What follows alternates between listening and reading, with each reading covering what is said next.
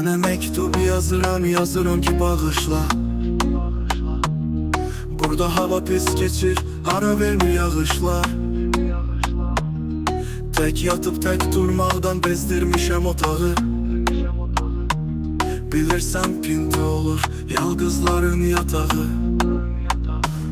Yalqızlar az yürür, gəlir yalqızlardan iyi çaylar, soyuq olur yeməklər yalaçı. Çirkli ayaqqabılar, dibi yanmış qazanca, bir qırıq ümid var, qayıdacağa cansa. Yalqız sabaha baxmır, arzulayır keçmiş, çox miskin mənzərədir. Ev yığışdıran kişi, elə bunun gecələr içi bağlamağı var, saçın daramamağı, saqqal saxlamağı var. Üstəgəl pəncərədən gözünü yola, dilmə gəlməyəni gözləmək, qadın əsrəti çəkmək, dərd ağır, hava pis, ara vermir yağışlar. Sənə məktub yazıram ki bağışla. Sənə məktub yazıram ki bağışla. Bağışla.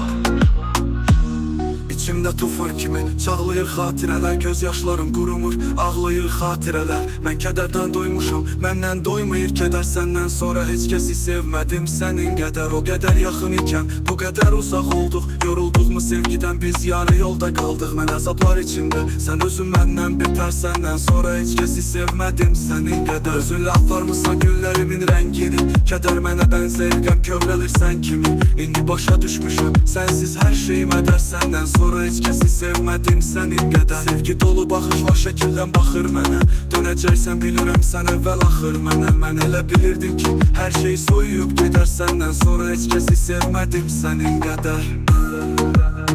Səndən sonra